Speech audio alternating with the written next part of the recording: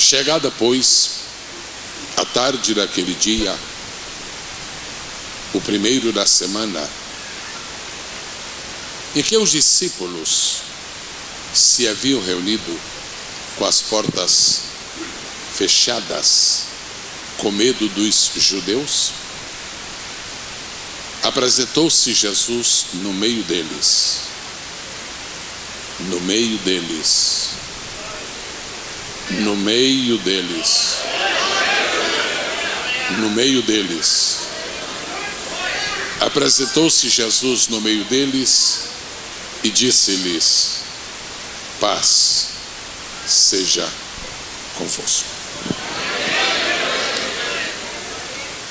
36 anos depois, sinto-me altamente honrado, profundamente privilegiado a voltar a esta casa de Deus e poder dizer-lhes nesta noite o que eu tenho dito milhares de vezes ao longo dos anos, que a vitória é nossa pelo sangue de Jesus. De tão perfeito, de tão factível, de tão real, de tão genuíno, de tão legítimo, de tão bíblico, de tão celestial, eu repito, a vitória é nossa pelo sangue de Jesus. Quando falamos do sangue de Jesus, estamos falando da chave que abre a porta do céu. Quando falamos do sangue de Jesus, estamos falando da moeda mais forte que circula no universo, porque compra as almas humanas. Quando eu falo do sangue de Jesus, estou falando de um pacto de reconciliação de Deus com os homens, dos homens com Deus, em função do que? O céu será a nossa última, permanente e eterna morada. Quando falo do sangue de Jesus, falo de algo que faz os anjos cantarem, os demônios gemerem e a igreja celebrar, porque é o fator da nossa redenção, legítima, perfeita, única, eterna, gloriosa, divina, insubstituível. Quero agradecer ao pastor Martinho Damião a gentileza, que é uma honra, e uma gentileza e honra que se transforma para mim pessoalmente em um privilégio, do convite para estar aqui e poder ministrar nesta escola de profetas, que faz recordar fundamentos bíblicos muito interessantes, de tempos que já se foram, de bênçãos que sempre serão. E desejo ler um texto da Escritura Sagrada, não sem antes dizer que eu dou graças a Deus porque me senti muito abençoado ontem. Não pude, infelizmente, por razões de horário de chegada, ouvir toda a mensagem ministrada pelo pastor da Mata, mas o suficiente para me abençoar, graças a Deus. Louvo a Deus também pela segunda mensagem ouvida deste servo de Deus, companheiro de anos e anos, pastor Abraão de Moura. Privilégio para mim estar em sua companhia aqui. E esta noite já fui abençoado também, e foi motivo de inspiração para mim, em um certo sentido, que a palavra seja entendida no sentido em que a uso. Foi um consolo para mim saber que a gente pode acreditar que Deus está levantando uma geração magnífica, exuberante, gloriosa. Foi muito abençoado pelas palavras do orador que me precedeu. Cabe-me a mim agora trazer-lhes uma palavra da parte de Deus. Queira o Senhor ser generoso para comigo e me abençoar. Abra sua Bíblia, por favor, no Evangelho de Jesus Cristo, conforme escreveu funcionário público, mas também apóstolo de Jesus Cristo, nosso irmão Mateus, capítulo de número 4.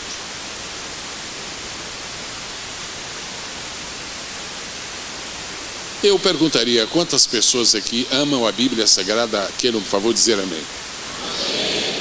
Quantas pessoas aqui declaram que já leram a Bíblia toda pelo menos uma vez?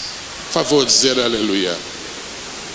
Quantos aqui declaram que trouxeram a Bíblia nesta noite? Amém. Glória a Deus. Sou filho de um homem que leu a Bíblia inteira, de capa a capa, por dentro, 260 vezes. 260 vezes. Embora tenha tido ao longo dos anos o privilégio de conhecer muita gente de caráter, ouso dizer que não conheci ninguém que tivesse um caráter superior a ele. Eu sabia que esse caráter foi sedimentado no seu relacionamento com o livro dos livros. A Bíblia continua a ser o livro da fé, o livro da paz, o livro do amor, o livro da bênção, o livro da graça, o livro do poder, o livro do perdão, o livro da reconciliação, o livro que ajuda, o livro que ensina, o livro que molda, o livro que vê, o livro que prevê, o livro que afirma, o livro que confirma, o livro que é leite, o livro que é pão, o livro que é martelo, o livro que é fogo, o livro que é espada, o livro que é... No céu ele não é um livro, no céu é uma pessoa. Aqui na terra essa pessoa está em forma de livro, porque aqui na terra este livro se chama Palavra de Deus. Lá em cima o nosso mestre se chama Palavra de Deus. E a única diferença entre os dois, Jesus e a Bíblia, é que Jesus é a palavra viva, a Bíblia é a palavra escrita, mas ambos são Palavra de Deus. Apocalipse 19:13, e o nome pelo qual se chama é Palavra de Deus. Mateus capítulo 4, por favor, versículo de número 23. Eu vou pedir por especial gentileza nesta noite que as vozes femininas se deixem ouvir nesta primeira leitura, por favor. Vozes femininas, Mateus 4 e 23. 1, 2, 3.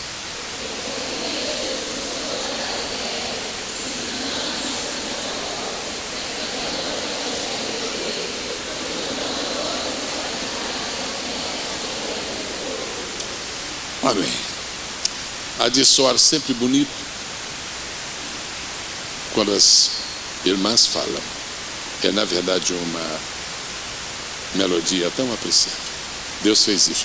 Agora vamos ir o trovão. Os homens agora vão ler, por favor, Mateus 4, 23. 1, 2, 3.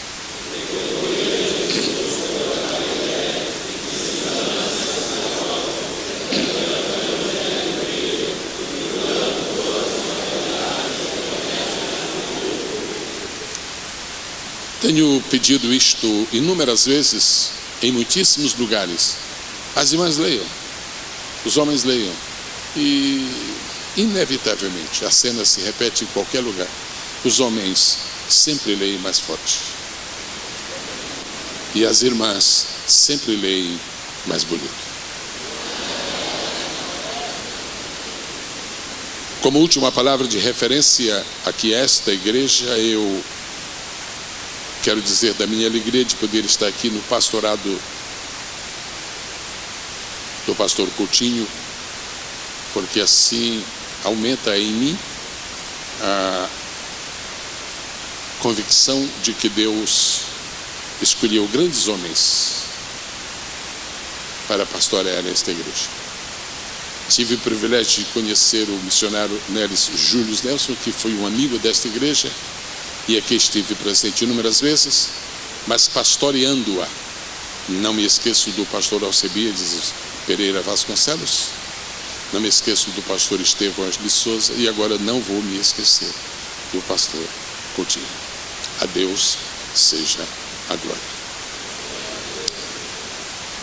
O ministério de Jesus foi um ministério único. Ninguém é igual a ele. Jamais alguém poderá servir de objeto de comparação com Jesus. Jesus é único. Ele é o único homem que veio a este mundo e entrou neste mundo sem pecado. E saiu como entrou, sem pecado.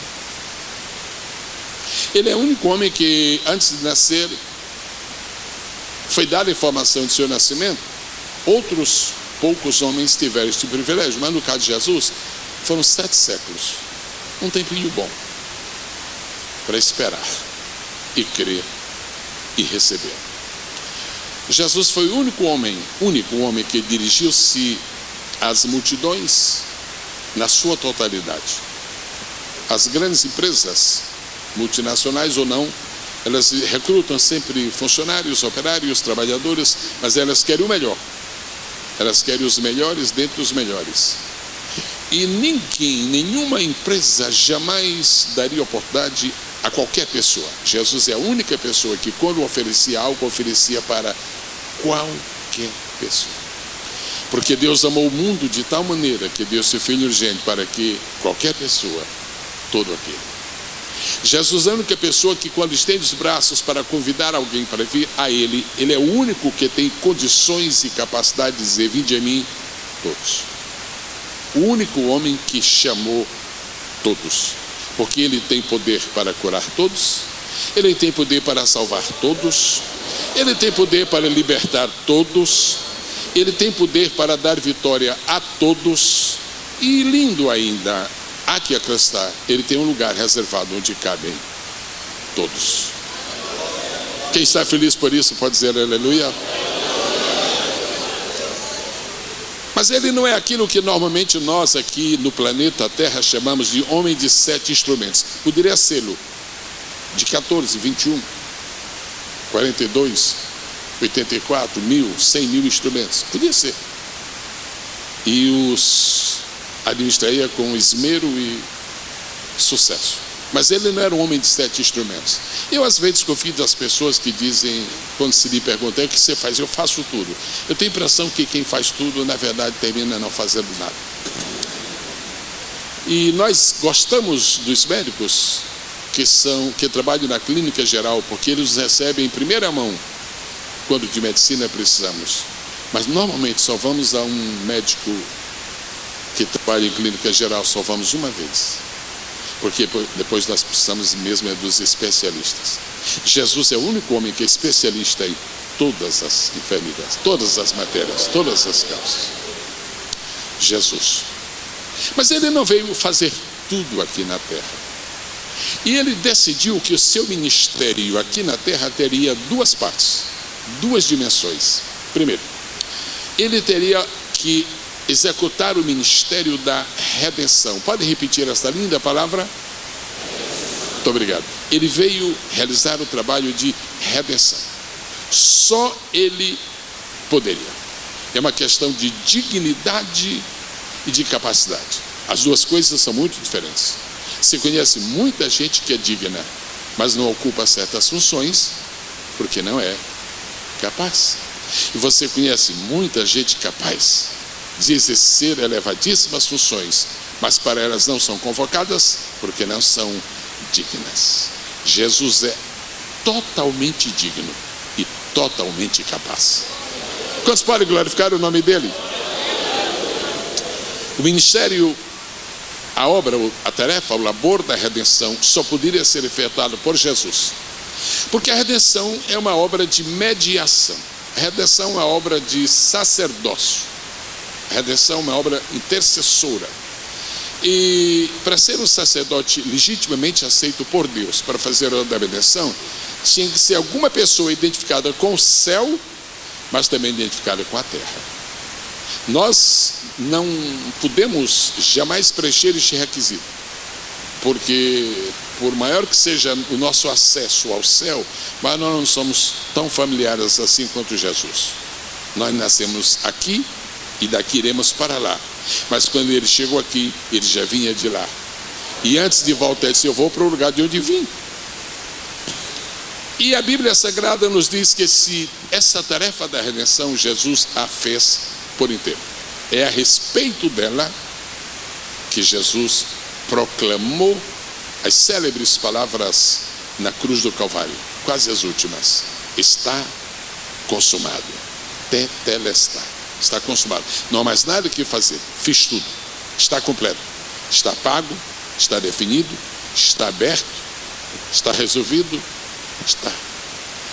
Mas há uma outra tarefa que Ele não fez por completo, Porque sendo corpo, ele ousou repartir sendo cabeça, ele ousou repartir com o corpo a execução da outra parte da tarefa.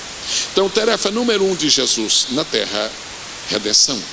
Começou e terminou. Tarefa número 2, proclamação.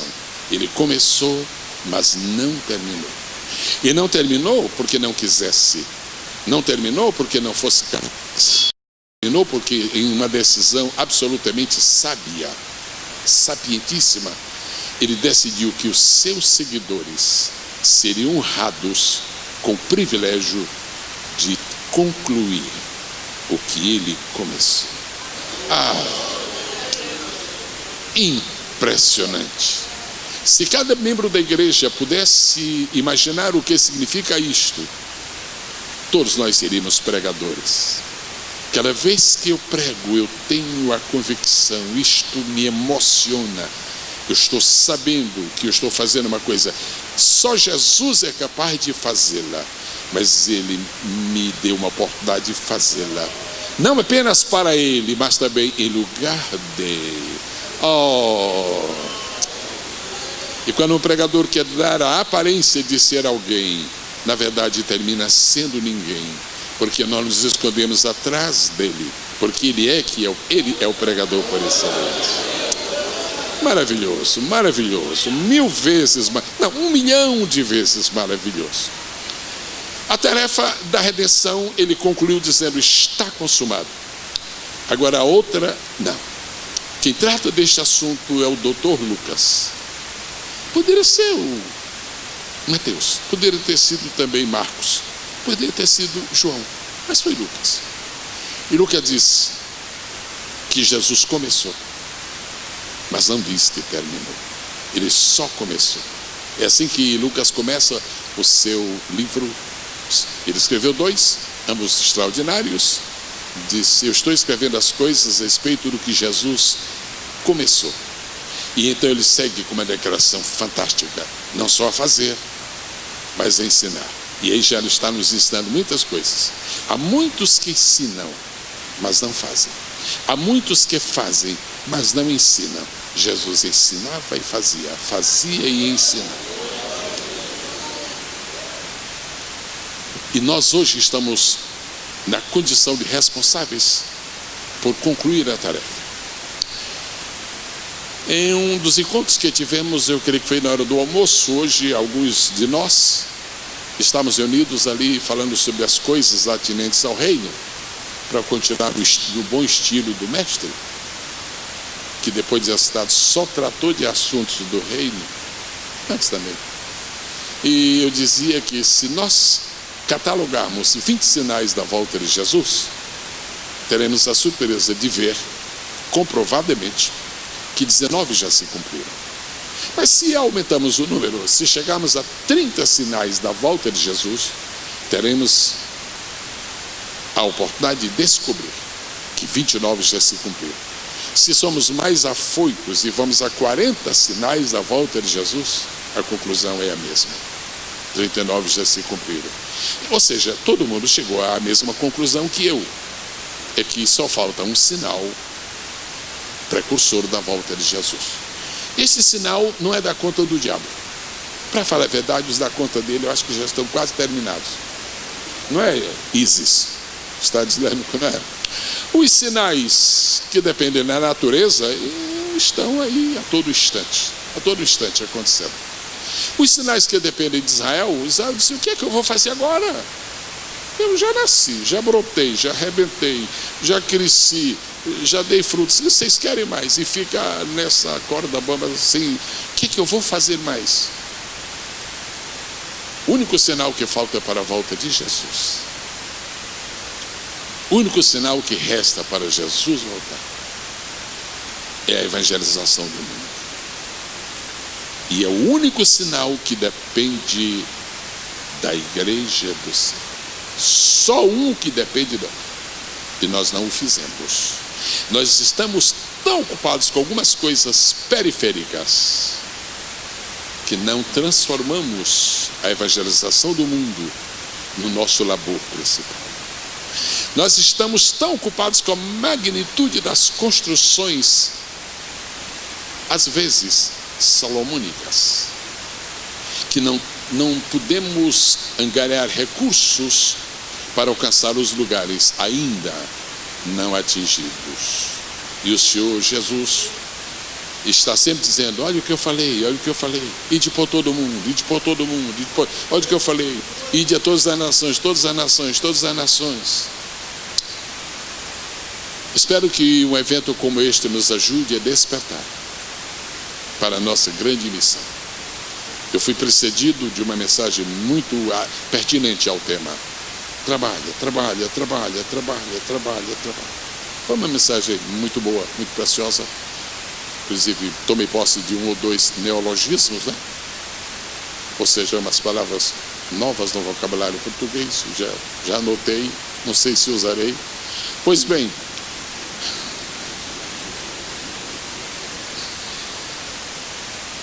e coube-me nesta escola, nesta noite e amanhã pela manhã, coube-me dirigir uma palavra aos jovens pregadores. É muito difícil falar daquilo que não se é. É muito difícil falar daquilo que não se fez. É muito difícil falar daquilo que não se viveu. Mas como eu já fui um pregador jovem, eu penso que eu me sinto bem confortável. Só que faz tanto tempo. Mas vamos lá. Agora, eu gostaria que nestes momentos de que disponho para estar conversando com os irmãos, eu gostaria de sugerir que nenhuma pessoa se sentisse instintivamente ou automaticamente excluída do público específico para esta mensagem. E esperaria que você não fechasse a apostila, o manual, porque você não é pregador, embora seja jovem. Fique também. Independentemente de sua idade. Este é o milagre que eu creio que Deus vai fazer hoje à noite. Ele vai fazer brotar sementes em alguns corações. E pessoas que entraram aqui dizendo: não sou pregador, nunca mais dirão isto, porque sairão daqui pregadores. Assim eu creio, assim será. Em nome do Senhor Jesus. E em Mateus 4, 23 diz que a tarefa de Jesus, por isso eu digo que ele não era um homem de 7 instrumentos, Jesus fazia 3 coisas. O que o senhor faz? Eu faço 3 coisas, só. Mas não é pouco, não. Só que eu faço 3, mas faço bem feito. Ah, bom, tá, desculpa. O que o senhor faz? Primeiro eu ensino. Ah, é? Depois eu prego. Ah, e depois eu curo. E as pessoas estão numa busca louca, uma busca ingênua às vezes, pitoresca noutras vezes, mas sempre sem sucesso. Estão procurando saber a igreja modelo, a igreja modelo, a igreja modelo, a igreja modelo. A igreja padrão, a igreja padrão. A igreja verdadeira, a igreja verdadeira. Gente, é tão fácil descobrir a igreja verdadeira. Mateus 4, 23. O que a cabeça fez, o corpo faz. Jesus fez 3 coisas: ensinou, pregou e curou. Há igrejas que ensinam e curam, mas não pregam. Há igrejas que pregam e ensinam, mas não curam. E há igrejas que nem curam, nem ensinam, nem pregam. E algumas pregam, mas não ensinam, nem curam. Você conhecerá facilmente uma igreja verdadeira. Ela tem que ter ensinadores, para que o povo não perca o rumo. Ela tem que ter pregadores, para que os pecadores se convertam. Ela tem que ter milagres, para que o povo tenha certeza que o Senhor Jesus está ali. Bendito seja o nome extraordinário e admirável do Senhor Jesus. Que fizeste, Jesus? Eu fiz 3 coisas. Eu ensinei, eu preguei e eu curei. Agora, quando se fala em pregar, a primeira ideia que as pessoas têm é de um microfone na mão. Gente, para ser pregador não precisa de microfone, porque senão Jesus nunca teria sido pregador, porque a indústria de microfones não havia brotado ainda. A primeira ideia que nós associamos a um pregador é um microfone. Não é. A primeira ideia que deve se associar a um pregador é a palavra. Se você ama a palavra, conhece a palavra, bebe a palavra, come a palavra, deleite-se na palavra, crê na palavra, confia na palavra, distribui a palavra, exalta na palavra, você já tem as armas para ser um pregador. Eu quero render graças a Deus esta noite por todos os cientistas brasileiros, que são muitos, e são bons. Eu quero render graças a Deus por todos os homens e mulheres de todas as profissões, que são múltiplas, que estão neste país, estão abençoando esta nação. Os médicos são sacerdotes a serviço da humanidade. Quero louvar a Deus por toda essa gente. Quero louvar a Deus pelos militares e pelos civis. Quero louvar a Deus pelos advogados, pelos juízes. Quero louvar a Deus pelos legisladores, principalmente pelos bons. Quero louvar a Deus por todos aqueles que estão fazendo alguma coisa boa para o desenvolvimento da nação. Mas eu vou dizer uma coisa: o que há de melhor, o que há de mais importante neste país são os pregadores.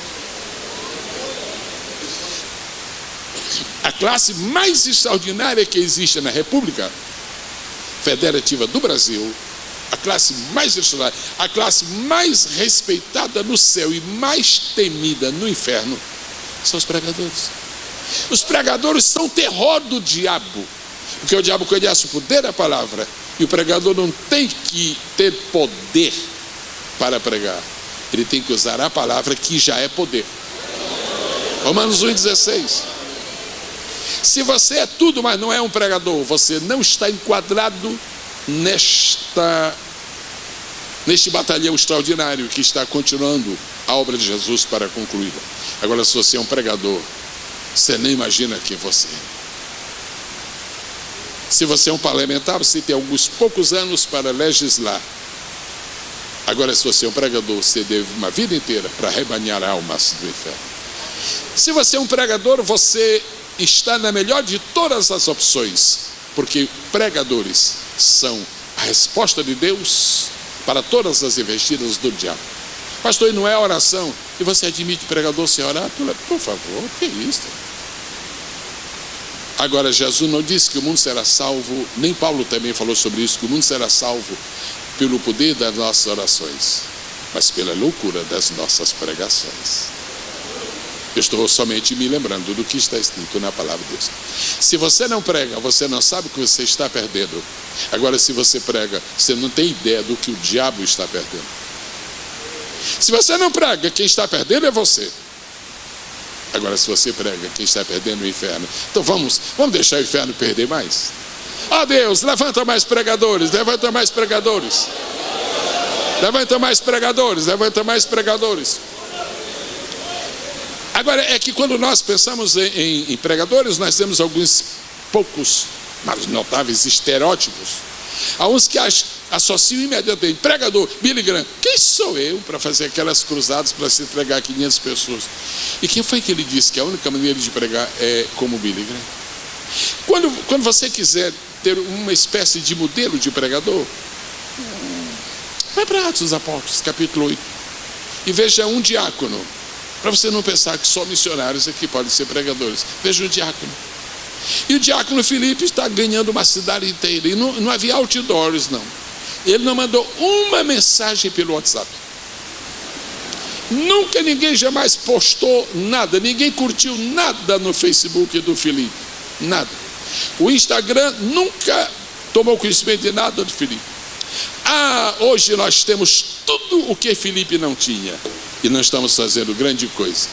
Ele não tinha nada do que nós temos e fez algo tremendo.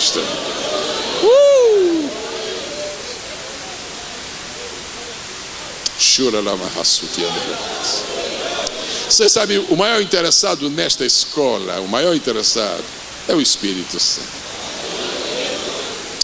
Há um movimento secreto, invisível do Espírito aqui. Ele está tocando vidas.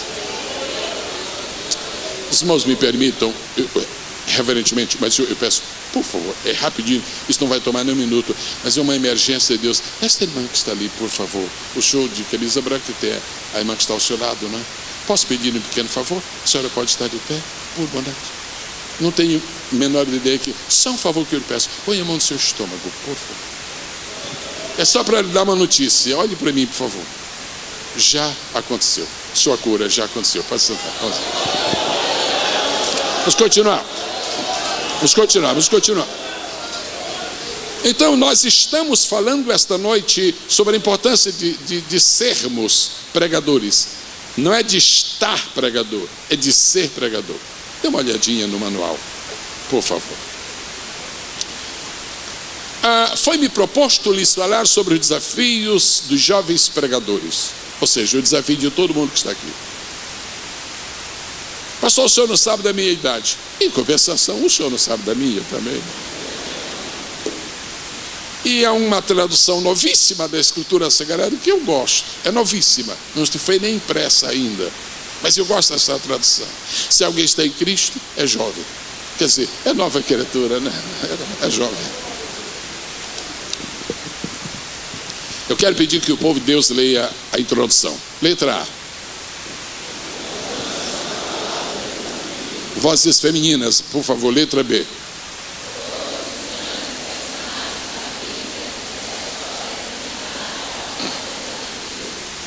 Uma dificuldade que existe, todos os pastores sabem disto, uma dificuldade que existe quando nós estamos lidando com jovens e animando-os, estimulando-os e até exortando-os para que sejam pregadores, é que eu não sei se vem deles próprios ou se isso vem diretamente do inferno, não sei, mas há uma tentação terrível que existe, isso se generaliza, está em qualquer igreja.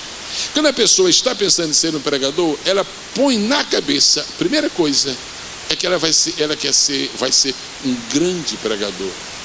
E não há nenhum lugar da Bíblia que use esta expressão. Estas duas palavras estão na Bíblia, grande e pregador, mas não estão juntas.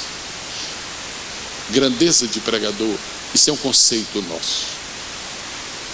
É um conceito nosso. Então você não precisa preocupar-se se Deus vai fazer de você um grande pregador. Quem está fazendo a grande revolução do mundo não são os pregadores e nem os pequenos. Não são os bons pregadores e nem os outros. São os pregadores. Não precisa de adjetivo não. Os pregadores. Os pregadores.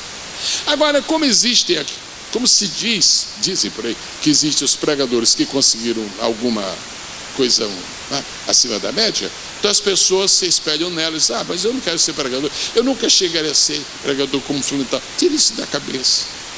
Não pense nisso. Não pense em nenhum adjetivo quando você pensar em ser pregador. Só pense nisso. Seja um pregador. Seja um pregador.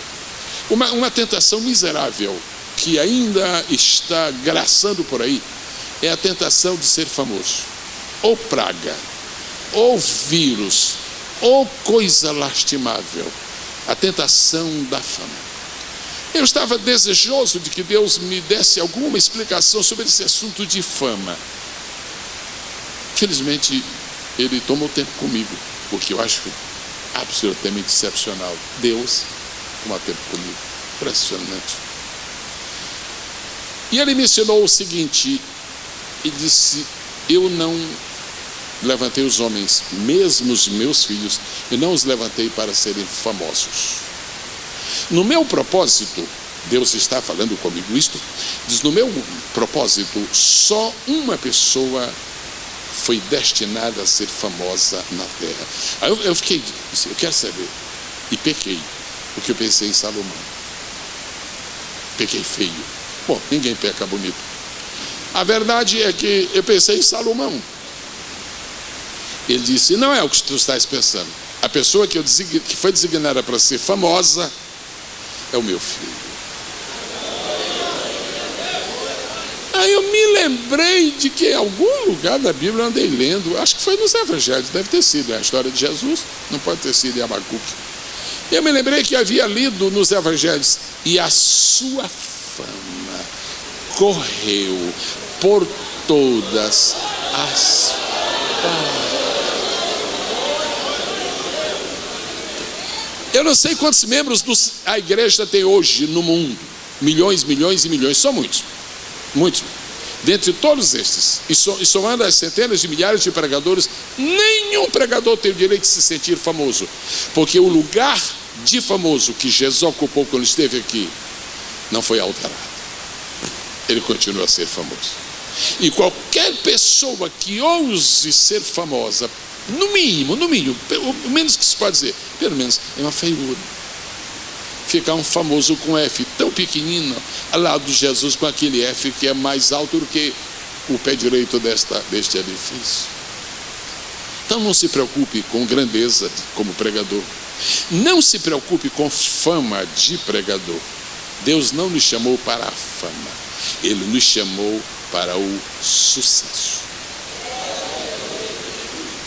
E em terceiro lugar, não se preocupe com resultados visíveis do seu trabalho. Eu gosto de resultados visíveis. 2 semanas atrás eu estive em Capanema, no Pará. E foi uma coisa extraordinária. 100 anos da Assembleia de Deus em Capanema, eu fiquei extraordinariamente comovido. Quinta, sexta, sábado e domingo. Na quinta esteve um pregador, na sexta esteve outro pregador, no sábado esteve outro pregador. E aí me disseram, eu preguei no domingo e me disseram: pastor, Jesus já salvou 342 pessoas. Aí eu me alegrei. Primeiro eu me alegro por todas essas pessoas que eu sei que aceitaram Cristo. Cada minha experiência foi muito, muito forte. Deus me levou para os Estados Unidos a primeira vez em 1979. Eu era co-pastor de uma igreja com 4 mil membros na ocasião. Fiz uma cruzada em Alagoas, na inauguração do estádio Rei Pelé. Em 5 dias aceitaram Jesus 4 mil pessoas. E eu fui selecionar eles embalado nessa estatística bonita. Eu chego lá, fui selecionado numa igreja de 60 pessoas. E depois de 4 meses fui pastorear uma igreja com 9 pessoas. É verdade que a igreja praticamente dobrou quando eu cheguei, por causa dos meus filhos. Mas eu levei, literalmente falando, 8 meses para ganhar 9 pessoas. Foi, quando me perguntam qual foi o maior sofrimento da vida, eu vou dizer o que foi. Graças a Deus que eu não creio em purgatório, senão eu teria dito: conheço. Foi terrível, foi terrível. E um dia, à beira do desespero, disse: Deus, deve ter sido um erro. O que é que eu estou fazendo aqui, Deus? Deve ter sido um erro. O senhor se esqueceu das 4 mil em 5 noites. E marquei uma cruzada evangelística na cidade de South Carver. Sexta, sábado e domingo. Sexta-feira não foi ninguém. Eu estou falando ninguém. Sábado foi 0. E o público do domingo eu defino com o alfabeto. Era a letra O. Então ninguém, 0 e O. Aí pronto. Aí foi. O caldo de torno. Eu disse: Deus, é o seguinte, alguma coisa está errada. Se é pecado, o Senhor me mostra, porque eu não dá mais. Eu estou querendo ajudar você a compreender através de uma experiência que, se Deus chama você, Ele vai tratar com você dentro do propósito dEle, muito mais do que do seu.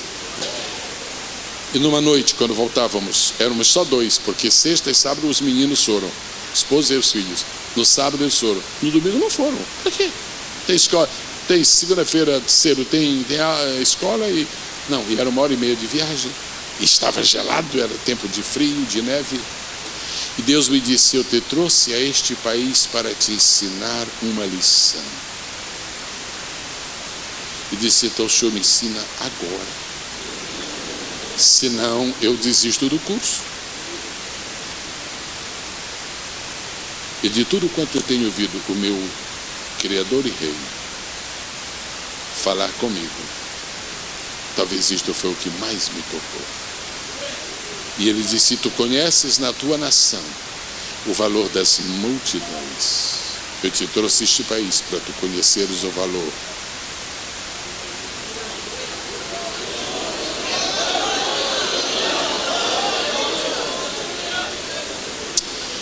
Eu gostaria muito que você tomasse a decisão esta noite de ser um pregador do evangelho, pelo menos para ganhar 1. Tira esse 0 da sua vida. Isso é um opróbrio. Quem nunca ganhou mal para Jesus está no 0. Tira esse 0 da sua vida. Pregue, pelo menos para ganhar 1. E eu tenho uma notícia muito boa para dar em seguida. Dali para frente, tudo mudou. Eu fazia festa tão grande quando aceitava Jesus, uma pessoa lá. Eu fazia a mesma festa que eu fazia aqui com 50, com 100. E eu cheguei lá e disseram, já se entregaram 342. Primeiro momento eu fiquei muito alegre, segundo eu fiquei preocupadíssimo. Não tem mais gente para aceitar Jesus. Mas que vergonha que eu vou passar. Na quinta, no sexta e no sábado se entregaram 340. Eu não sei quem conhece Capanema, é uma cidade boa, mas é uma cidade interiorante. Não tem mais pecador para se entregar. Mas para que me deixaram para o domingo? Jesus tem que comprar pelo menos uns 2 aí para não sair no zero. Vai ser uma vergonha. E ao moço que Deus tem levantado neste país, tomara que ele não mude.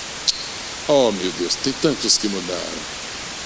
Tomara que ele não mude, que ele se mantenha. Ele tem uma paixão pelas almas, é muito novo.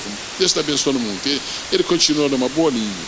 Quando ele pregou no sábado, aceitaram Jesus 200 pessoas. Agora eu fico alegre quando os meus companheiros ganham mais do que eu, porque eu sei que todos são melhores do que eu, e Jesus é melhor que todos. Agora, ele diz, Jesus, me dá uma gotinha, Jesus, para não ficar feio. E o Senhor é tão lindo, tão maravilhoso. Eu preguei uma mensagem evangelística. Naquela noite, quando eu pensei que a raspa do tacho ia aparecer, o Senhor nos deu 52 anos. Eu queria pedir que quando você decidir a ser um pregador, você descanse em quem fez de você um pregador. Se o Senhor Jesus quiser nos humilhar e castigar a nossa vaidade, Ele nos leva por uma cruzada evangelística que está cheia de pecador, nós pregamos e não se entrega a ninguém, que a gente queria aparecer. Agora, se a gente deixa tudo com ele, nós vamos para o lugar e dizer, hoje não tem colheita, não está esse povo lá, não. Aí não sei de onde vem, o povo aparece. Você precisa ser um pregador. Agora, se você ganhar só uma pessoa, não fica desesperado, não, pastor, só um. Irmão, a única pessoa que valoriza 0 é Deus. Depois de Deus, não, é unidade, pelo menos um. Agora não fica no 0, só Deus. Porque Deus disse, olha, é o seguinte, vamos criar o universo, vamos criar o mundo, vamos. Começando com o quê? Com 0, só Deus. O senhor vai começar do 0. Deus é a única pessoa no universo que multiplica por 0. Não existe isso na matemática. 2 vezes 0 não existe. Mas está escrito, Ele multiplica o vigor daquele que não tem nada. Deus, nada é 0. Como é que se multiplica? Deixa comigo. E eu quero lhe compartilhar um pequeno segredo esta noite. Se você ganhar uma alma para Cristo, é pouco, eu sei que é pouco, mas é uma, passou do 0. Quando você ganhar essa alma para Jesus, o Deus justo, fala comigo, povo de Deus, Deus justo. Dá para falar mais forte? Vamos fazer o seguinte, já que estamos mesmo com vontade, mais alto. Olha, se falar umas vezes, o diabo se assombra. Que ele não gosta de que se ouça falar na justiça de Deus, mas ele é justo. Se você ganhar uma alma para Jesus, só uma, quando essa alma realmente se converter dos seus pecados, na sua ficha, lá em cima, vai ficar a notar que você fez o reino de Deus crescer com uma.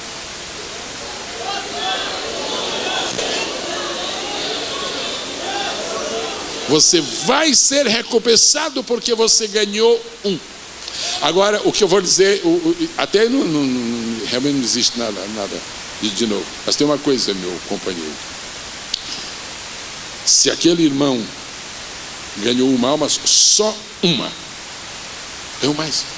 O pobre vivia atormentado de tristeza, até que Deus falou com ele. Só que aquele um que ele ganhou, veio a ser um pregador. Aí a coisa mudou. Veio a ser um pregador. E pregador desses. E ganha 1, ganha 2, ganha 3, ganha 50. Você sabia que quando uma pessoa que você ganhou para Jesus ganha uma alma para Jesus, Jesus manda pôr na conta dele porque foi ele que pregou, mas põe na sua conta porque foi você que ganhou aquele pregador? Você sabia disso? Se Deus pusesse isto esta noite em nosso coração, a situação mudaria. Eu estou dizendo isto para você nunca esquecer.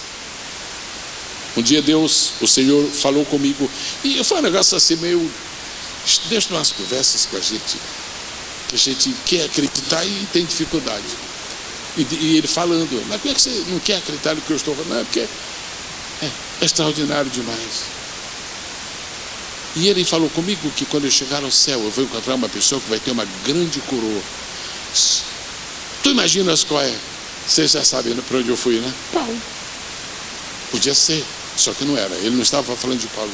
Paulo disse, não estou falando de Paulo. Então o senhor fala para ele não ficar dando palpite aí. Ele disse, eu estou falando de Pedro. Pedro vai ter uma grande coroa. Você sabe por que foi que eu tive aquela paciência com Pedro? Você sabe por que foi que eu suportei o Pedro? Eu tive momentos quase para excluir o Pedro. Você sabe por que foi que eu suportei? Diga assim, por causa do dia de Pentecostes. Por causa do dia de Pentecostes, por causa daquele dia eu suportei. Pedro, eu te aguento. E o diabo quis cirandar-me, eu não deixei, porque eu sei o que vai acontecer no dia de Pentecostes.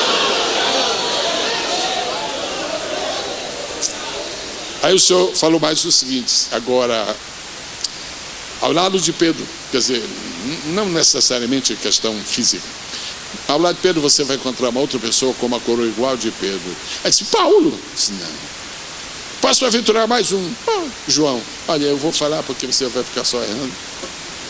Então pode falar, ele disse, André. Aí eu disse, não, peraí, o senhor não leva a mão não, mas André, pastor Abraão, historiador, não digo que é historiador nato, porque não existe história, tem contador de história nato. Agora o historiador tem que realmente se formar. Pois bem, agora, André, o que André fez? Que igreja pastor? Fala dele. O que foi que André fez para merecer uma coroa igual de Pedro? Disse, olha, Pedro ganhou quase 3.000 almas no dia de Pentecostes. Então, coroa merecida. Disse, meu filho, quem ganhou Pedro?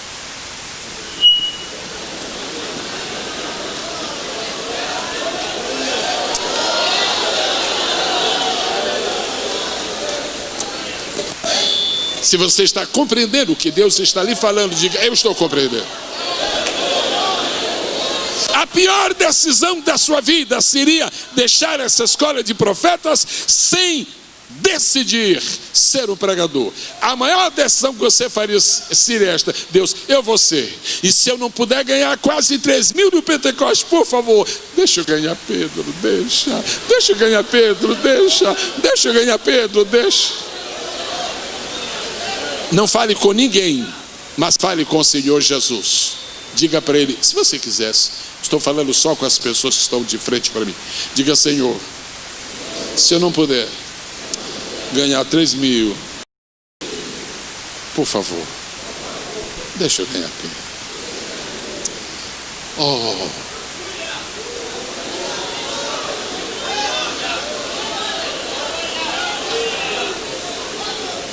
Talvez a decisão que você vai tomar de ser um pregador do Evangelho vai resultar que você vai ganhar uma pessoa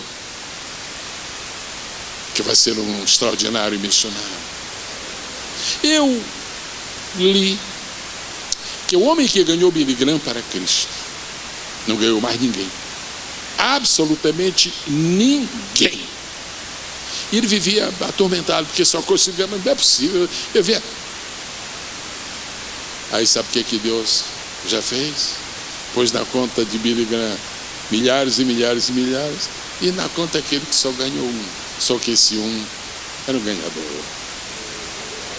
Se você ganhar para Cristo um que vai ser um ganhador, você também terá coroa. Só os que creem nisto levantem sua mão esquerda.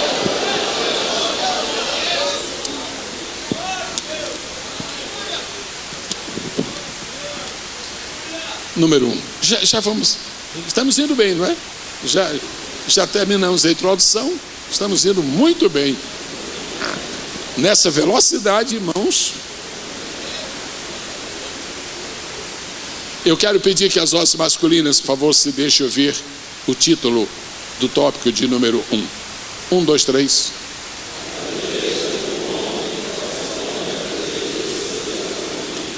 Por favor, conservemos toda a nobreza cristã própria de um recinto como este. E não vamos ficar discutindo aqui essa questão de a grandeza de homem. E, irmão, não põe a mulher também. Vamos seguir a orientação bíblica, né? Ok. Homem inclui tudo. A grandeza de um homem corresponde à grandeza de seus desafios. Se você puder conhecer a história dos pregadores, aí eu vou usar, porque eu disse que aqui embaixo se usa. Se você conhecer a história dos grandes pregadores, você vai chegar à mesma conclusão que eu tenho de chegar. Eles só foram grandes pregadores porque enfrentaram grandes desafios. Eles só foram grandes pregadores porque pregaram grandes mensagens. E quando eu falo grandes mensagens, não estou falando em aspecto acadêmico. Uma mensagem não é uma grande mensagem porque está recheada de conceitos acadêmicos. Uma mensagem não é grande mensagem porque ela citou Pitágoras ou Platão. Aliás, ela nunca será uma grande mensagem por isso. Uma mensagem será uma grande mensagem se ela é fruto de um grande desafio. Esta escola de profetas, nesta noite de sexta-feira, está convidando você, e vou usar uma expressão, por favor, que ela não seja distorcida. Eu raríssimas vezes uso esta palavra. Peraí, um momento, vê se eu já usei alguma vez na vida. Mas logo aqui, ok. Mas eu vou usar, e todo mundo me entenderá com nobreza. Se você decidir ser um pregador do Evangelho, assuma uma grande responsabilidade. Entre para o clube dos homens e mulheres que enfrentaram grandes desafios. Aquilo que custa pouco, vale pouco. Aquilo que custa muito, vale muito. O desafio determina a grandeza do seu ministério, a grandeza da sua vida. Nós vamos citar aqui algumas pessoas que nos inspiram na Bíblia, porque foram pessoas que nós temos que chamar que foram grandes homens de Deus. Somente citem o nome das pessoas, por favor. Número 1. Lindo, que voz preciosíssima. Repetido, número 1. 2. 3. 4. 5. 6. Jesus não está acompanhando uma lista de 6. É que não dá para falar em grandes desafios sem mencionar Jesus. Então ele sabe que a maneira como mais simples como eu desejo honrá-lo foi pôr o nome dele todo em maiúsculo. É já a maneira de dizer que ele não se compara aos outros. Ok. Mais uma vez, em sequência, eu não preciso citar. Leiam de Noé a Jesus. Pode seguir.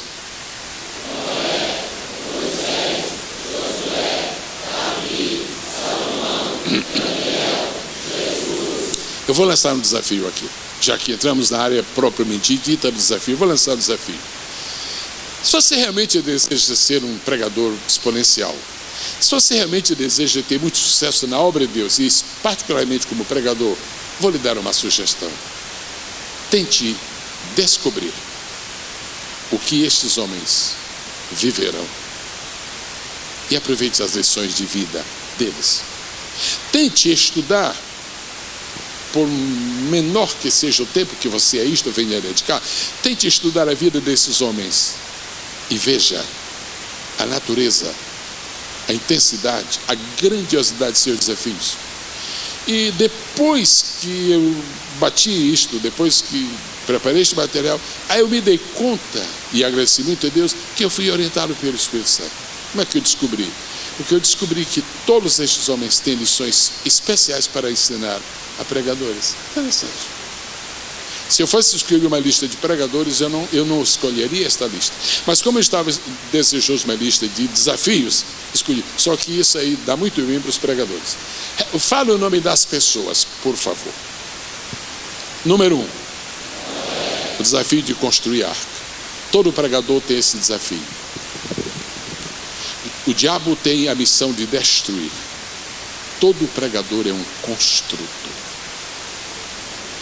Por isso que pregar não é tão fácil como alguém deseja imaginar. mas também não é tão difícil como anda espalhando no inferno.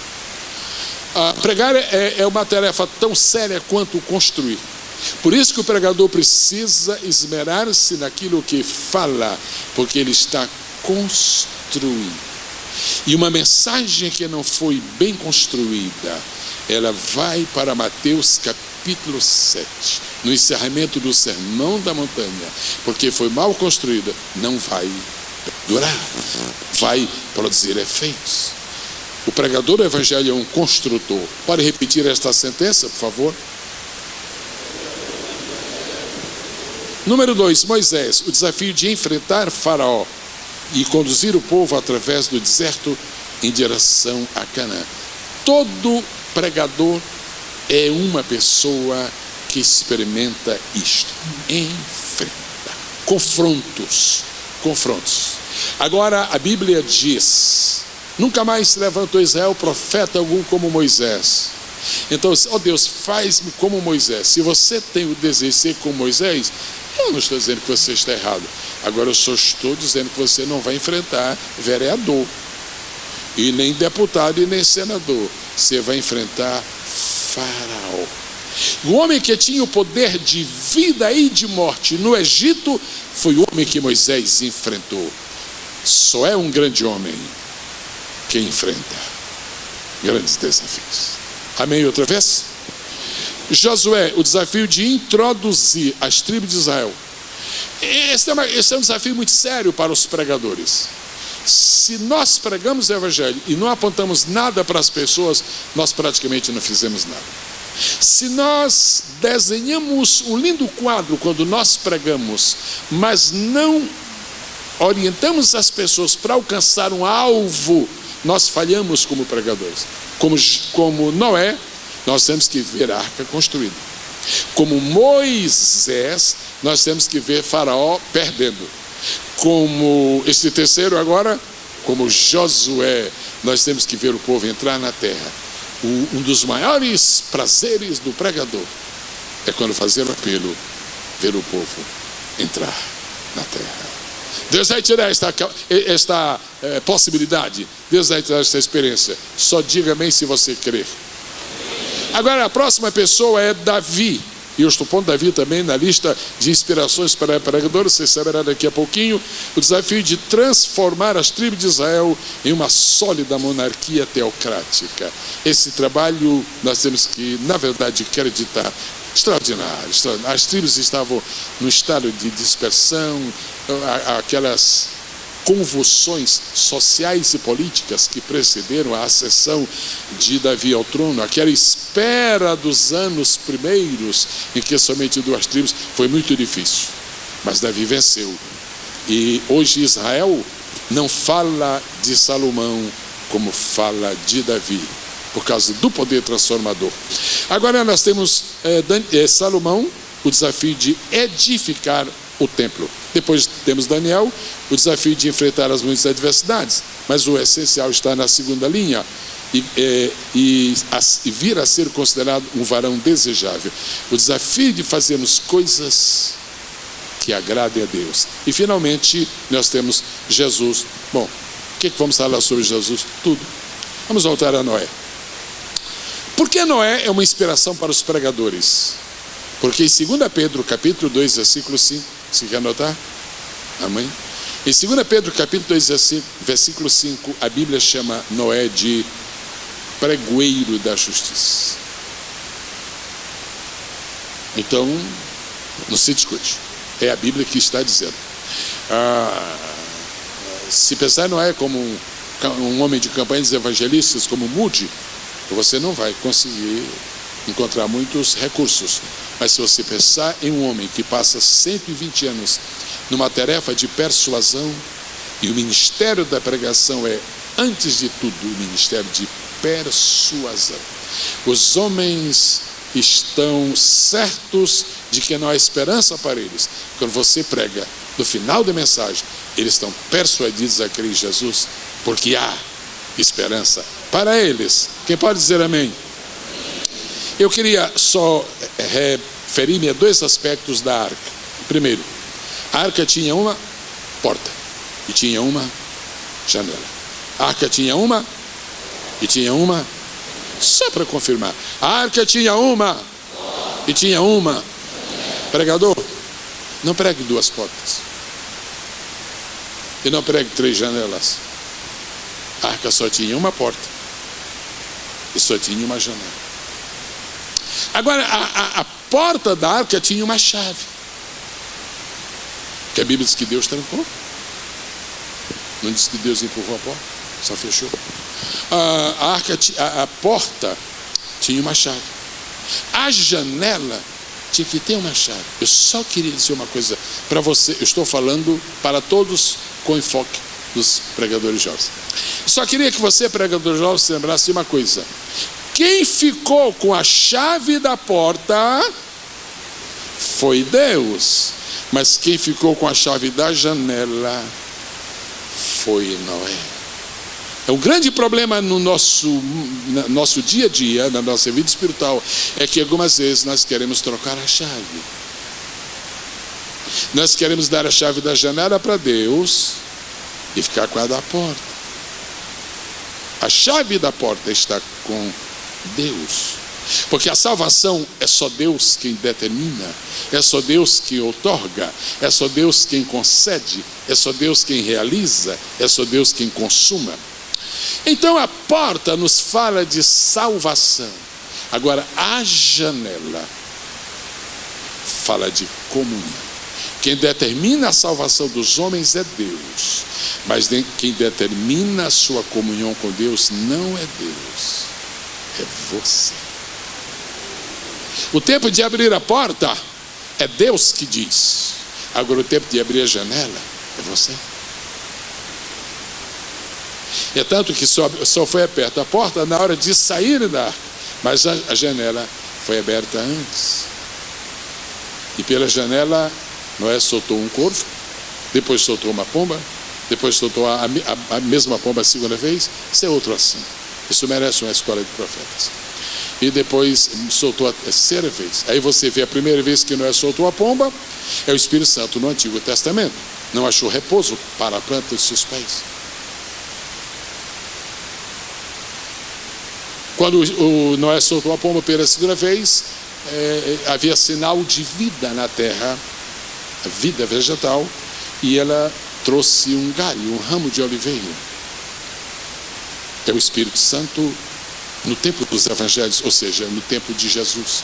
E como a oliveira é um símbolo universal de paz, o Espírito Santo levou lá para cima a notícia de que o sacrifício dele havia sido consumado e havia agora a possibilidade de paz. E Paulo usa uma expressão teológica muito forte. Deus reconciliou os céus com a terra. Eu penso que eu tomo 45 segundos, não dá, 2 minutos para citar uma coisa interessante. Toda vez que eu ouço alguém falar sobre a parábola do filho pródigo, eu gosto, eu me apaixono, eu vibro com essa parábola. Nunca fui pródigo, graças a Deus, mas eu amo essa parábola. Eu estava me lembrando que uma coisa interessante, a dimensão cósmica da parábola do filho pródigo, dimensão cósmica. O senhor ouviu alguma vez dizer que o sol se rebelou contra Deus? Nunca ouviu dizer? A senhora ouviu alguma notícia de que o planeta Júpiter fez lá um movimento lá de insurreição contra Deus? Não. Os senhores aqui ouviram dizer que alguma vez Saturno fez uma revolta contra Deus? Ouviram falar? Nenhum corpo celeste jamais se voltou contra Deus. Nenhum. Sol está igual, Lua faz a mesma coisa. O único elemento no mundo sideral que se voltou contra Deus foi o planeta Terra. O planeta Terra é o filho pródigo do universo. E é tão difícil de conquistar esse filho pródigo, é tão difícil de redimir esse filho pródigo, que Deus disse: vai lá. E ele veio. E por causa da vinda dele, já não somos mais pródigos. Somos filhos que vamos para a casa do Pai. Quem glorifica ao Senhor que está nos céus. Pregador, cuida da porta. Mas pregador cuida da janela também. A Bíblia diz que Daniel, no auge da oração, abria as janelas, não era a porta, a janela de seu quarto. Só que tem uma coisa: abra a janela na direção certa. A Bíblia diz em Daniel 6,10 que Daniel abria as portas, abria as janelas de seu quarto na direção de Jerusalém. Jerusalém. Que coisa linda. A Bíblia é perfeita em todos os seus caminhos, em todas as suas palavras. Atira uma flecha para o Oriente, porque nós não atiramos flechas para o Ocidente, atiramos para o Oriente. Porque o Oriente fala de quê? Do lugar em que o sol nasce. Quando Deus fez o jardim do Éden e entregou para Adão, tá, Adão, isso aqui é a tua casa. Deus plantou o jardim. A Bíblia diz que o jardim, a posição geográfica do jardim era fenomenal. O jardim estava de frente para o Oriente. Ou seja, a primeira coisa que Adão via todo dia quando acordava era o sol nascer. E na mente inocente de Adão, não contaminada pelo pecado, ele podia ter uma visão clara de Jesus. Por quê? Porque em Lucas capítulo 1, 79 diz que o nome de Jesus também é Oriente. Do Oriente, o alto nos visitou. Glorificado seja o nome do Senhor Jesus. Bom, 1.2. Moisés, o desafio de enfrentar o faraó e conduzir o povo através do deserto em direção a Canaã. Como é que eu posso apresentar aqui ao povo de Deus, desta escola de profetas, Moisés como pregador? Não tem outro, não? Não tem. Se você ler o livro de Deuteronômio, se você tirar os sermões, a nossa versão diz discurso, são sermões, por favor, nada de discussões, discurso, sermão, seja ok. Os discursos ou sermões de Moisés, se nós tirarmos os discursos de Moisés do livro de Deuteronômio, ele não é mais o livro de Deuteronômio, a essência, o filé foi tirado. Aí, Deuteronômio, aí fica Deus, Deuteronômio. Muito bem. Então, o livro de Deuteronômio é o livro de um pregador, livro de um homem que teve mensagens extraordinárias. Depois que Moisés enfrentou o faraó e triunfou sobre ele, Deus fez de Moisés um pregador. Moisés não pregou no deserto de Madian, Moisés não pregou no Egito, mas Moisés pregou no outro deserto. Por quê?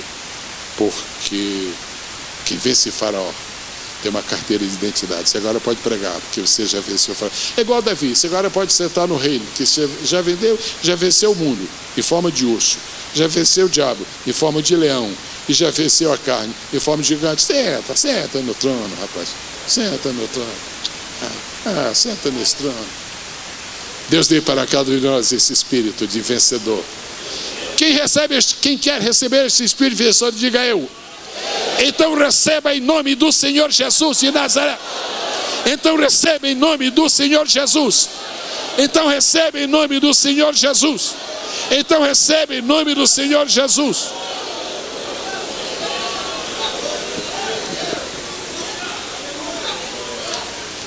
A Bíblia diz, isso é quase assombroso. Deus chega para Moisés e disse: Moisés, é o seguinte, fala aí para esse povo que eu vou levantar um profeta. Não é hoje não, é mais tarde. Mais tarde quer dizer 1000 anos, 2000, tudo bem, daqui a pouco eu vou levantar para o teu povo um profeta semelhante a ti. Não é igual, mas é semelhante. Não troque semelhante por igual. Eu vou levantar um profeta semelhante a ti. Nenhum outro homem teve na Bíblia a honra de ouvir isto como Moisés. O Senhor teu Deus te levantará um profeta do meio de ti, semelhante a ti. Agora a dificuldade que nós encontramos é para tentar descobrir em que aspecto de sua vida, de seu ministério, de seu caráter, de sua personalidade, de suas obras, em que aspecto, em que dimensão Moisés é semelhante a Cristo e Cristo semelhante a Moisés. Aí a gente se lembra de que cada profeta da Bíblia cada profeta do Antigo Testamento tinha uma característica: era poderoso. Todo profeta da Bíblia é poderoso. Agora, cada profeta da Bíblia era poderoso num sentido. Ou era poderoso em palavras, diga comigo, poderoso em palavras, ou era poderoso em obras. Os senhores vão definir. Elias era poderoso em palavras ou obras? Obras. Não tem um discurso dele, não tem o seu. Prega, Elias. Não prego, eu faço. Tá bom, deixa. Ele não vem teimar comigo, não, que eu sou neurastênico. Eu só temo aqui Jezabel. Acaba eu arrebento. Muito bem. Elias era poderoso em obras. Agora Jeremias, em palavras. E fala de uns milagres feitos por Jeremias. Não tem. 52 capítulos do livro não tem milagre. Agora Eliseu era poderoso em palavras ou em obras? Obras, era uma sucessão de milagres. Que é isso? Prega aí, Eliseu. Não me provoca, viu? Estou sem inspiração hoje. Não era poderoso. Ou era poderoso em palavras, ou era poderoso em obras. Isaías, e que palavras? Alô, Isaías 53. O único homem no Antigo Testamento que foi poderoso em obras e em palavras se chamava Moisés. Deus disse: quem vai vir salvar o povo vai ser semelhante a ti, poderoso em palavras e poderoso em obras. As nossas tradições pentecostais não admitiam aplausos nos cultos. E quando eu vou para qualquer evento, eu fico olhando. Se aplaudir, eu aplaudo. Se não aplaudir, eu não aplaudo. Mas como já aplaudiram aqui, então eu vou fazer uma pergunta a Jesus de Nazaré. Senhor Jesus, o senhor aceitaria um aplauso desta igreja pela tua grandeza e soberania?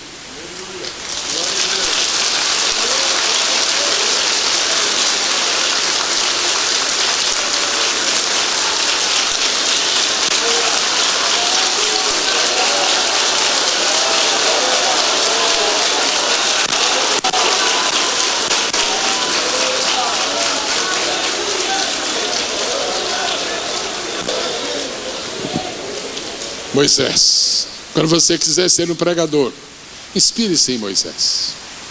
Agora não se esqueça: poderoso em obras e poderoso em palavras. Deus seja louvado. Os senhores compreendem que a unção de Deus está entre nós.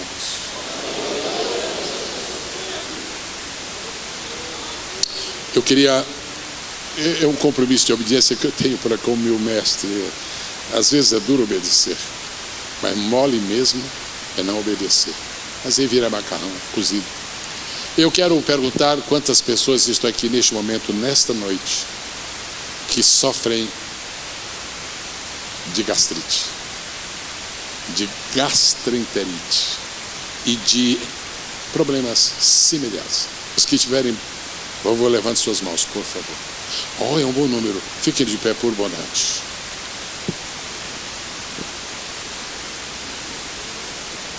Moisés não está aqui conosco, mas Cristo está.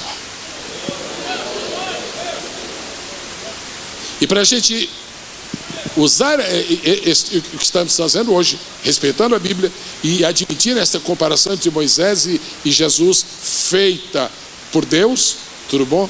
Mas nós temos que ser transportados para o Monte da Transfiguração. Filho, aproveitando esse momento em que a tua glória vai ser mostrada, pede 2 pessoas aí para estarem contigo. Primeiro eu quero um que se pareça comigo. Ora, Moisés. Em que monte Moisés esteve? Nos mais especiais momentos de sua vida? Sinai. E vá um pouco mais adiante e especifique aí outro. Horebe. E em que monte teve Elias? No Horebe também. Traz esses homens que têm experiência de Horebe para estarem comigo aqui. Você já pensou, pastor, um sermão sobre experiências de Horebe? Qual é o resultado de ir a Horebe? É aparecer no Monte da Transfiguração. Todas essas pessoas que estão em pé declaram que sofrem. Bom, vamos mencionar cinco problemas: gastrite, gastroenterite, esofagite. Me ajudei, faltam mais duas. Mais duas enfermidades, doenças similares, familiares. Hein? Refluxo, perfeitamente. E falta mais uma. O que nós mencionamos aqui, o mestre vai aceitar. Falta mais uma. Não, quem sofre é que sabe. Hein? Úlcera. Gente, se não aparece esse nome, úlcera. Em suas muitas e variadas dimensões. Tem gástrica. Momentinho, só um momentinho. Por falar em úlcera gástrica, é um privilégio para mim, nesta noite, declarar. E eu quero dizer somente uma coisa: eu sei em quem tenho crido. Jesus e eu trabalhamos juntos já faz uns dias. Nunca ouvi falhar. Ele escolheu São Luís do Maranhão, ele escolheu uma escola de profetas para falhar. Mais de 50 pessoas aqui já estão com sua cura garantida. Se nós adorarmos um pouquinho, o número aumenta. Se nós adorarmos um pouquinho aqui, o número aumenta.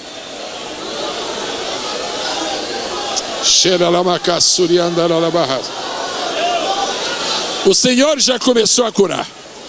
O Senhor já está curando. O Senhor já está curando. Aleluia, aleluia, aleluia. Mestre das nossas almas. Mestre das nossas almas. Aleluia, aleluia. Eu vou pedir que o povo de Deus diga amém por 3 vezes. Primeira vez. Amém. Segunda vez. Amém. Terceira vez. Amém. Procure depois seus dirigentes de congregações, seus líderes, e manda um bilhetezinho e diga: pastor, naquela sexta-feira à noite, Jesus me curou. Por favor, é só para glorificar o nome dele. Pode sentar. A única coisa que eu vou pedir em nome de Jesus, eu peço isso em nome de Jesus. Quando você mandar o bilhete, não mencione o meu nome. Eu não tenho nada com isso. Mencione o nome dele. Poderoso em palavras e obras. No princípio eu disse que o ministério de Jesus era tríplice. A igreja não pode se afastar disto. Ele ensinava, ele pregava, ele curava.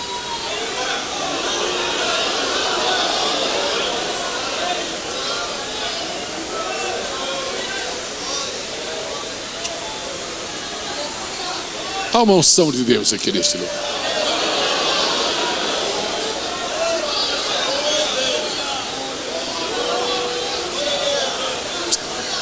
Eu, por especial gentileza, o senhor pode vir aqui, ó. O senhor, sim, blusa verde, né? Pastor? Pastor? Sim, seu nome, por favor?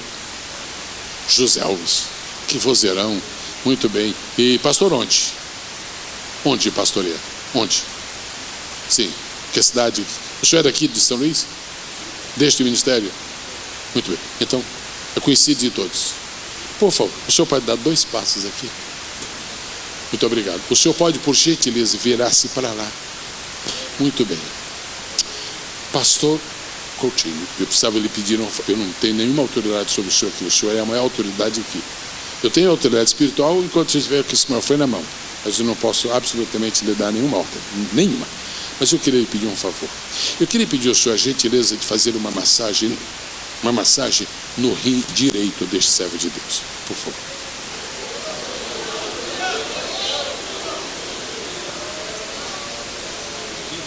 Rim direito. O senhor faz uma massagem bem leve. Querido colega, o senhor está te tocando agora.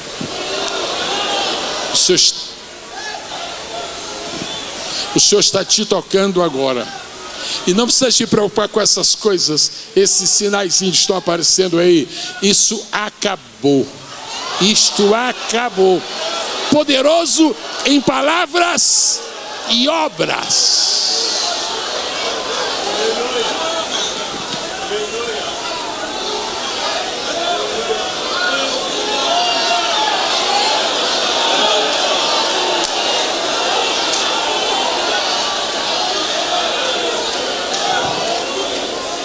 Amados,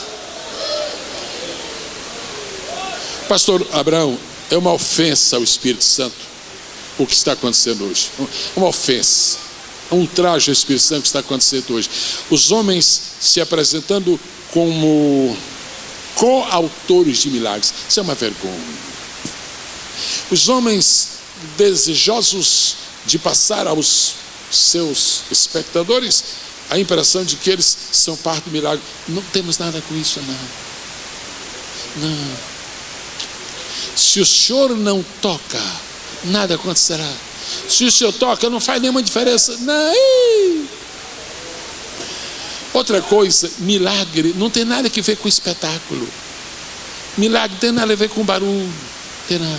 Virtude tem nada a ver com barulho. Virtude é coisa espiritual. Deus está desejoso de levantar 3 homens neste estado para uma revolução de milagres. 2 deles, pastor Gama, estão aqui. O outro não está, mas está no plano de Deus. O Senhor não precisa te dizer nada. O Senhor é soberano, o Senhor é que manda. Mas como o Senhor deixa que a gente ore, para depois o Senhor dizer que ouvir a nossa oração, é demais Deus, o Senhor fazer isso. Que coisa! Como é que o Senhor faz uma coisa dessa? Ele planeja fazer a coisa, aí manda a gente pedir para depois dizer que nos ouviu. Estava planejado, gente. É bondade demais. Mas eu vou falar. Levanta estes 2 homens, eles estão aqui, Senhor. Quebra as resistências aos milagres que existem em algumas igrejas deste estado. Quebra isto, Senhor. Por causa de alguns fatos negativos que Deus, eleva-te acima destas coisas e soberanamente realiza o teu bom propósito. Quantos podem, com a mão levantada, exaltar a majestade? Está previsto e foi anunciado que eu voltarei amanhã, se o Senhor permitir. Como a gente já está quase terminando o número 1, então amanhã é capaz de nós entrarmos no 2 e acabou. Ok, deixa eu terminar com o número 5. Salomão, o desafio de edificar o templo. Todo mundo está percebendo que eu estou abusando do tempo. E é só por uma razão. Estou descontando 35 anos hoje. Igreja linda é família, né? O senhor é pastor? Mas é obreiro. Que tipo de obreiro? Mas o senhor seria, por acaso, um auxiliar de trabalho? Meu colega, eu também sou auxiliar, meu irmão. Coisa que gosto de ajudar. Fica de pé, por favor, para te dar uma palavra de esperança do Senhor. Fica tranquilo com respeito àquela pessoa da tua parentela que está resistindo em voltar para a igreja. Porque diz o Senhor dos Exércitos que antes do dia de Natal, neste ano, a volta acontecerá. E a mensagem do filho pródigo que foi pregada por ele aqui vai se cumprir. Crê, recebe, possui e desfruta a mensagem. Deus te abençoe. O Senhor é tão bom. O Senhor é tão bom. Nós é que estragamos, mas o Senhor é bom. Eu termino lhes dizendo que uma grande inspiração para os pregadores pode ser Salomão. Pastor Salomão, logo Salomão. Sim, senhor. Se você tem vergonha de falar de Salomão, eu só quero lhe lembrar que Jesus não tinha. Que ele amava ser chamado de filho de Davi. Aí você não vai pensar que era Absalão. Você sabe que era Salomão. Deus não vê como os homens veem. E encontrei o cidadão: pastor, por favor, deixa eu me dar 2 minutos. Dou, meu irmão, com prazer. Salomão foi salvo. Não, o senhor está em dúvida, meu irmão. Oi, pastor, o senhor tem certeza? E o senhor tem dúvida? Eu vou conhecer Salomão de perto lá no céu. E eu vou lhe dar 2 razões. O senhor não precisa. Eu estou lhe dando. A gente dá as coisas, sabe que as pessoas precisam, que a gente quer se desfazer delas. Eu vou lhe dar 2 razões porque eu vou encontrar Salomão no céu. Uma delas é porque ele era filho de Davi. E se Salomão fosse para o inferno, Jesus absolutamente não aceitaria aqui na terra ser chamado de filho de Davi, porque toda vez que sai daí, é aquele bandido lá no inferno. Então, Salomão não pode estar no inferno, porque ele deixa mal até Jesus. Porque o senhor sabe, eu olho para o senhor, o conhecimento da Escritura é tremendo.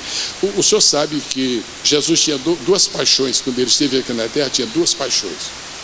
Olha, quem descobriu isso em Jesus conseguiu o que quis. Tocou nessa coisa, Jesus se abria logo. A primeira era filho de Davi. Falou, filho de Davi, pronto, o que você quer? O que você quer? Jesus está andando cercado de milhares de pessoas. Um deficiente visual lá grita: Jesus, filho de Davi. Como? Filho, ninguém que está me chamando de Davi. Vou atender lá. Vem. Era uma paixão de Jesus, filho de Davi. A outra já não conseguia nada. Não, é negócio de migalha para os pães e tal. Eu não vi, foi preso. Quando ele foi filho de Davi, não, traz vida. Jesus gostava de ser chamado de filho. A outra paixão de Jesus era ser chamado de mestre. Ah, meu irmão. Chamou Jesus de mestre, consegue qualquer coisa. Agora, se fosse na demagogia, o tiro saia pela culatra. O Nicodemos foi com demagogia: Rabi, bem sabendo que és mestre da parte de Deus, você é demagogo. É assim, meu amigo, é o seguinte: se eu sou mestre, então vamos aqui para uma pergunta aqui. Ah, pois não, perfeitamente. O que você acha de nascer de novo? Como? Nunca estudei isso. Ah, bom, irmão. Ok, muito bem. Então, o vento sopra de quê? Gostei, mestre. O vento sopra de quê? Física, é comigo. Continua, mestre. E ouve-se a sua voz. O senhor também sabe que o vento tem voz? Sim, nós estamos iguais. Já te mostro. Muito bem. E tu não sabes de onde vem? Mestre, isto mesmo. E nem para onde vai? Isto mesmo. Assim é todo aquele que é nascido do Espírito.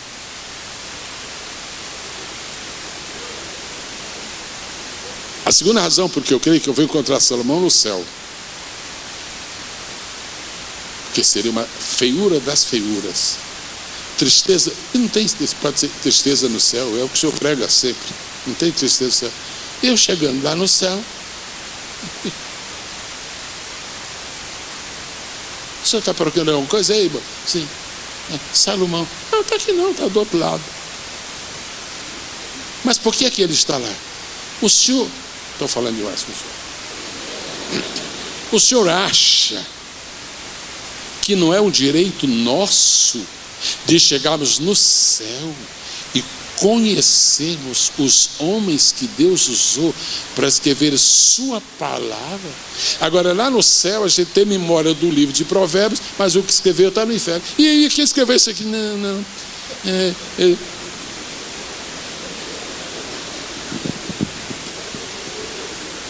Mas por que eu estou mencionando Salomão como inspiração para os pregadores? Davi nunca disse: eu sou pregador. Moisés nunca disse: eu sou pregador.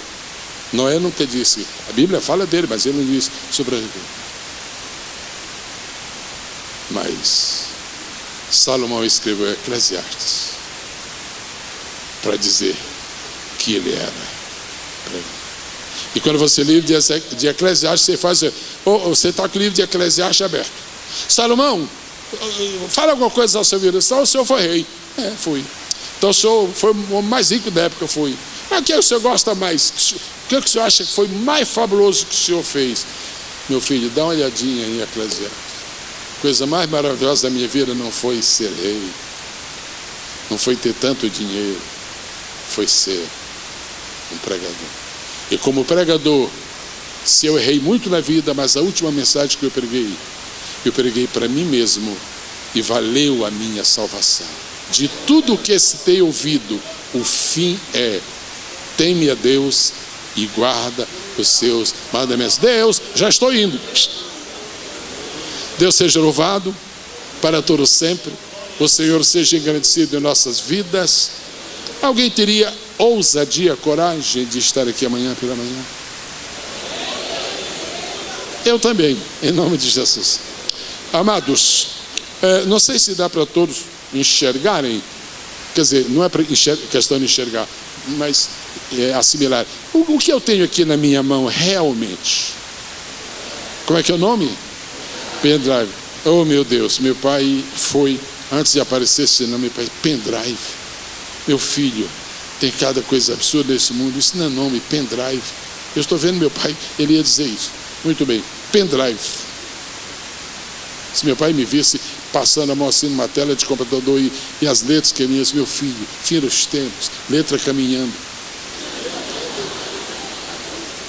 Se meu pai tivesse me visto com iPhone e eu dizendo, meu filho, quem inventou isso? Aí ele disse, um tal de, não, meu filho, isso foi Deus que inventou. Mas como, meu pai? Foi Deus que inventou? Foi, mas como? Foi. Escrevendo, você escreve com o dedo, foi Deus que inventou o iPhone. Mas como, meu pai? O pai inventou o iPhone de pedra, escreveu no Monte Sinai. O filho inventou outro modelo, escreveu na areia, na porta do templo. Aí o Espírito Santo chegou e disse, eu também vou fazer o meu. Aí escreveu na carne. Está escrito. E por causa disso, nunca haverá nenhum desses aparelhos, nem de pedra, nem de areia, nem de carne, porque a Trindade patenteou. Eu tenho este pendrive. Neste pendrive está aqui o seguinte: uma Bíblia completa. O quê? Uma Bíblia completa. Você sabe que agora com a concordância bíblica está difícil de vender, porque você vai no Word, ele faz pesquisa que quiser, dá toda a concordância. Muito mais fácil. Com muita gratidão pelas concordâncias que existiram. Muito bem. Eu tenho aqui uma Bíblia, aqui dentro. Dentro desse pendrive é um dicionário que escrevi já faz um tempo, o Dicionário do Espírito Santo. Dentro desse pendrive eu tenho aqui posto 26 hinos da harpa, dos mais bonitos que se cantam. Dentro desse pendrive eu tenho posto também, só por curiosidade, para quem quiser, o Alcorão, que dizem que é mensagem de amor, e não, é só vingança e ódio. Vamos destruir nossos inimigos e decapitá-los. O Alcorão manda realmente. Ok. O que mais, pastor? Há um livro intitulado, há uma teologia sistemática de 400 páginas, está aqui dentro. E, finalmente, 1.300 esboços de estudos da palavra de Deus. 1.300.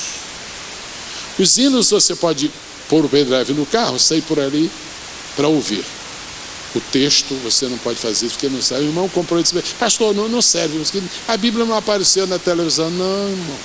Isso aqui é para você pôr na tela do seu computador. Ah, glória a Deus. Eu fiz a soma. Estes produtos todos, se fossem comprados separadamente, o Alcorão, caro. Uma Bíblia completa, caro. E 1.300 estudos, não tem preço. Mas custaria R$292 se você fosse comprar separadamente. Eu tenho nesta noite aproximadamente 55 pendrives deste, ao preço de R$50. Haveria uma pessoa interessada para eu não levar a mesma quantidade que eu trouxe? Deixa eu ver. 1, 2, 3, 4, 5. O senhor levantou e se arrependeu? Ah, sim. Quantos gostariam de levar, por favor? O mesmo irmão que está vendendo os livros do pastor Gama, primeiro os irmãos compram os livros dele e depois compram. Será um prazer muito grande repartir com os irmãos. Está aqui. Agora, quanto aos estudos, não estude de uma vez só não, porque vai dar indigestão. Você escolhe um por dia e fique tranquilo. Depois de 3 anos, você tem que comprar outro pendrive, porque já acabaram-se aqueles 1.300 estudos. Povo de Deus, o Senhor vos abençoe e vos guarde. O Senhor conceda para cada um um final de noite muitíssimo abençoado. E lembre-se, Jezé fazia duas coisas. A primeira ele completou, a redenção. A segunda ele só começou, a pregação. Por favor, termine.